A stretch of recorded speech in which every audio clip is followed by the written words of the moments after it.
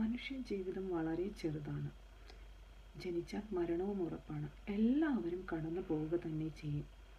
പക്ഷെ ചില വ്യക്തികൾ അവർ കടന്നു പോയതിനു ശേഷവും നമ്മെ സ്വാധീനിച്ചുകൊണ്ടിരിക്കും. നാം ചെയ്യുന്ന ഓരോ പ്രവൃത്തിയിലും അറിയാതെ അവരുടെ വാക്കുകൾ അറിയാതെ മോട്ടിവേറ്റഡ് ആയിപ്പെട്ടുകൊണ്ടിരിക്കും. അതുകൊണ്ടായിരിക്കാം നമ്മൾ ഈ വ്യക്തികളുടെ വാക്കുകൾ അല്ലെങ്കിൽ ഈ വ്യക്തികളെ തന്നെയും ഒരിക്കലും മറക്കാത്തത്. ഒരുപക്ഷെ അവർ ജീവിതത്തിൽ എടുത്തിട്ടുള്ള ധീരമായ നിലപാടുകൾ കൊണ്ടായിരിക്കാം, അല്ലെങ്കിൽ അവരുടെ ഉയർന്ന ചിന്താഗതികൾ കൊണ്ടായിരിക്കാം. അത്തരത്തിലുള്ള ഒരു മഹത് വ്യക്തിത്വമാണ് നമ്മെ എല്ലാവരെയും വിട്ടുപിരിഞ്ഞ ഫ്രാൻസിസ് മാർപ്പാപ്പ. ലോകം ഇദ്ദേഹത്തെ അടയാളപ്പെടുത്തുന്നത് ഒരു തികഞ്ഞ മനുഷ്യസ്നേഹിയായാണ്. പോപ്പ് എല്ലാവർക്കും അറിയുന്നത് പോലെ തന്നെ ഏകദേശം 200 കോടിയിലധികം വരുന്ന ക്രിസ്ത്യൻ സമൂഹത്തിൻ്റെ അവസാന വാക്കാണ്. അതുകൊണ്ട് തന്നെ ഇദ്ദേഹത്തിൻ്റെ ഓരോ വാക്കുകളും അമൂല്യമാണ്. ഇദ്ദേഹത്തിൻ്റെ ഓരോ പ്രവൃത്തിയും നിരീക്ഷിക്കാനും ഓരോ പ്രവൃത്തിയും ഫോളോ ചെയ്യുന്നതിനും ലോകത്തിൻ്റെ വിവിധ ഭാഗങ്ങളിൽ ഒരുപാട് ജനസമൂഹമുണ്ട്. എന്തുകൊണ്ടായിരിക്കാം ഇദ്ദേഹം ഇത്രയധികം ജനസമ്മതനായത്? ഇദ്ദേഹത്തിൻ്റെ ജീവിത രീതി എടുത്തു പറയേണ്ട ഒന്നാണ്. ഇദ്ദേഹം ജീവിച്ചത് വത്തിക്കാൻ ഹോട്ടലിലാണ്. ഇദ്ദേഹത്തിന് വേണമെങ്കിൽ അപ്പോസ്റ്റോളിക് പാലസിൽ താമസിക്കാം, പക്ഷേ ഇദ്ദേഹം തിരഞ്ഞെടുത്തത് വത്തിക്കാൻ ഹോട്ടലാണ്. അതുപോലെ തന്നെ അദ്ദേഹത്തിൻ്റെ ചെരുപ്പാകട്ടെ, അദ്ദേഹത്തിൻ്റെ വസ്ത്രധാരണ രീതിയാകട്ടെ, അദ്ദേഹത്തിൻ്റെ കാർ സഞ്ചരിക്കാൻ ഉപയോഗിച്ച കാറാകട്ടെ, ഇതെല്ലാം വളരെയധികം ലക്ഷറിയസ് ഒന്നുമായിരുന്നില്ല. വെരി ഓൾഡ് ഫാഷൻ ഷൂകളാണ് അദ്ദേഹം ധരിച്ചിരുന്നത്. അതുകൊണ്ട് തന്നെ very humble and simple personality ആയിരുന്നു അദ്ദേഹം. ഇദ്ദേഹവുമായി ബന്ധപ്പെടുത്തി എപ്പോഴും കേട്ടുകൊണ്ടിരുന്ന ഒരു വാക്കാണ്, is he a revolutionarist? Yes, he is a revolutionarist. അദ്ദേഹം ഒരു വിപ്ലവകാരിയായിരുന്നു. എന്തൊക്കെ തരത്തിലുള്ള വിപ്ലവങ്ങളാണ് അദ്ദേഹം ഈ ലോകത്ത് നടത്തിയത്? ഒന്നാമതായി പറയുകയാണെങ്കിൽ സ്ത്രീകൾക്ക് വേണ്ടി തന്നെയാണ്. വളരെ സങ്കടകരമെന്ന് പറയട്ടെ, ക്രിസ്ത്യൻ വുമൻസിനെ ഒരു കാലഘട്ടത്തിൽ ക്രിസ്ത്യൻ വുമൻസിനെ അവരുടെ ചർച്ചുകളിലുള്ള ബാക്കിയുള്ള ജോലികളെല്ലാം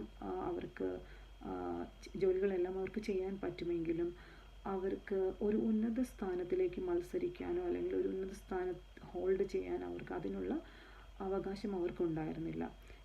അങ്ങനെ ഒരു റൂൾസ് കൊണ്ടുവന്നതും അങ്ങനെ ഒരു മാറ്റം കൊണ്ടുവന്നതും ഫ്രാൻസിസ് പോപ്പ് മാർപ്പാപ്പയാണ്.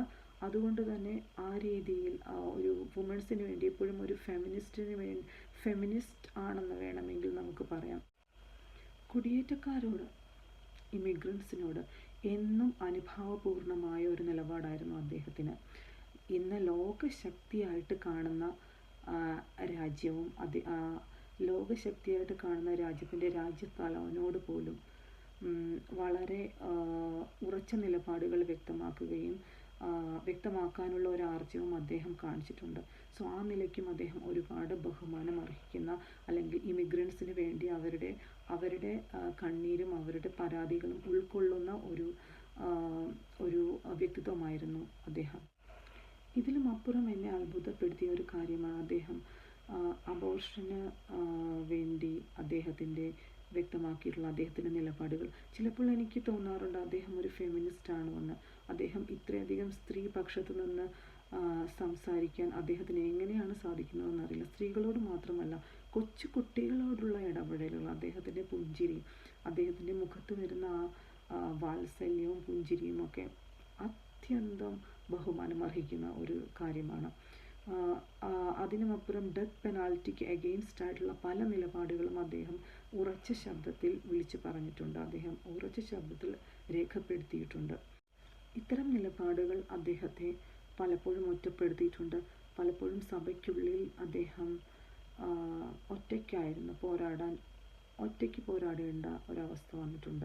കമ്മ്യൂണിസ്റ്റ്. ഒരിക്കൽ അദ്ദേഹം നേരിടേണ്ടി വന്ന ഒരു ചോദ്യമാണിത്. 2015 എൻ്റെ ഒരു കാൽക്കുലേഷൻ ശരിയാണെങ്കിൽ 2015 അദ്ദേഹം ഫിഡൽ കാസ്ട്രോയെ സന്ദർശിച്ചു. അതിനുശേഷം മടങ്ങി വന്ന അദ്ദേഹത്തെ കാത്തിരുന്ന ഒരു ചോദ്യമായിരുന്നു ഇത്, ആർ യു എ കമ്മ്യൂണിസ്റ്റ്? അതിന് അദ്ദേഹം പറഞ്ഞ ഒരു മറുപടിയുണ്ട്. ആ മറുപടി ചോദ്യം ചോദിച്ച ആളെ പോലും ഞെട്ടിച്ചു കളഞ്ഞു. അദ്ദേഹം പറഞ്ഞു, കമ്മ്യൂണിസ്റ്റുകാർ ശരിയല്ല, നമ്മുടെയൊക്കെ മൂല്യങ്ങളെ അവർ ചോർത്തിക്കൊണ്ട് പോയിരിക്കുകയാണ്. അവസാനത്തെ സന്ദേശത്തിൽ അദ്ദേഹം പറഞ്ഞത് യുദ്ധത്തെക്കുറിച്ചാണ്. യുദ്ധം അത് എവിടെയായിരുന്നാലും ആർക്കായിരുന്നാലും നഷ്ടങ്ങൾ വരുത്തും, യാതനകൾ അനുഭവിക്കേണ്ടി വരും. ഒരുപാട് ഭീതിജനകമാണ് യുദ്ധമെന്ന് പറഞ്ഞാൽ. സോ 2ാം ലോക മഹായുദ്ധ കാലഘട്ടത്തിൽ ജനിച്ച വ്യക്തിയായിരുന്നു ഫ്രാൻസിസ് പോപ്പ് മാർപ്പാപ്പ.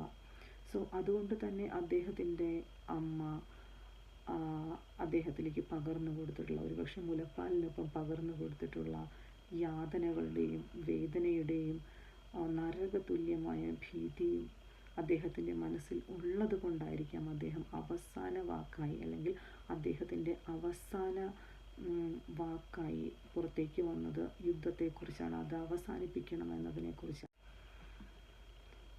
അദ്ദേഹം കാലം ചെയ്ത ഈ അവസാന നിമിഷത്തിൽ, അദ്ദേഹത്തിൻ്റെ അന്ത്യകർമ്മങ്ങൾക്ക് തുടക്കം കുറിച്ച ഈ അവസാന നിമിഷത്തിൽ ഒരു വാക്ക് പറഞ്ഞുകൊണ്ട് അവസാനിപ്പിക്കട്ടെ. യേശുവിൻ്റെ സന്ദേശം ഉൾക്കൊണ്ട് അത് മനുഷ്യ നന്മയ്ക്കായി ഉപയോഗിച്ച യാഥാർത്ഥ്യ ബോധമുള്ള യഥാർത്ഥ മനുഷ്യസ്നേഹി, യഥാർത്ഥ പൗരോഹിത്യമായിരുന്നു ഫ്രാൻസിസ് പോപ്പ് മാർപ്പാപ്പ. നന്ദി, നമസ്കാരം.